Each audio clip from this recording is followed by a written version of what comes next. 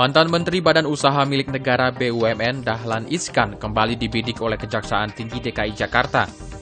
Dahlan diminta untuk bertanggung jawab terkait kasus dugaan korupsi pengadaan gardu listrik yang berada di wilayah Jawa, Bali, dan Nusa Tenggara periode 2011-2013. Sebelumnya, mantan Menteri BUMN era Susilo Bambang Yudhoyono ini juga beberapa kali dijerat kasus dugaan korupsi.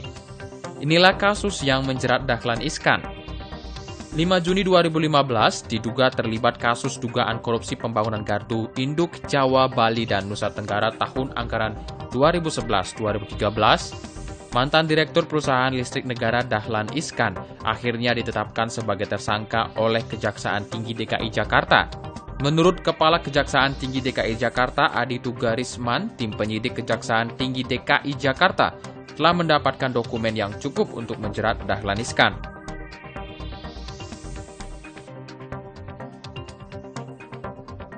17 Juni 2015, setelah ditetapkan sebagai tersangka kasus korupsi pembangunan gardu listrik, Dahlan Iskan justru dibidik kembali oleh Kejaksaan Agung. Diperiksa pada 17 Juni 2015 sebagai saksi, Dahlan Iskan diduga terlibat kasus dugaan korupsi pengadaan 16 mobil listrik untuk konferensi tingkat tinggi APEC di Bali pada tahun 2013. Menurut Kepala Subdirektorat Penyidik Tindak Pidana Korupsi Kejaksaan Agung, Sarjono Turin, kasus mobil listrik ini sudah memenuhi unsur pidana.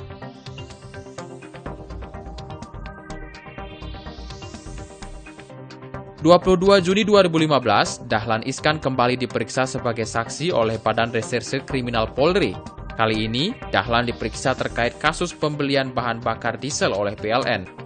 Polisi menduga ada kerugian negara dalam pembelian bahan bakar itu. Kepala Badan Reserse Kriminal Polri yang saat itu dijabat oleh Komisaris Jenderal Budi Waseso menyatakan status Dahlan masih sebagai saksi.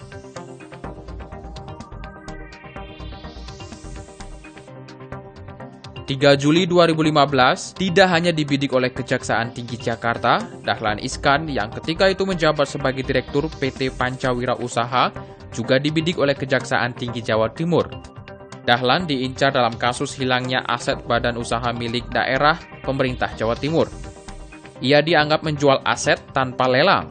Menurut Kepala Seksi Penyidikan Asisten Pidana Khusus Kejaksaan Tinggi Jawa Timur, Rohmadi, pihaknya telah memanggil 4 orang saksi untuk dimintai keterangan.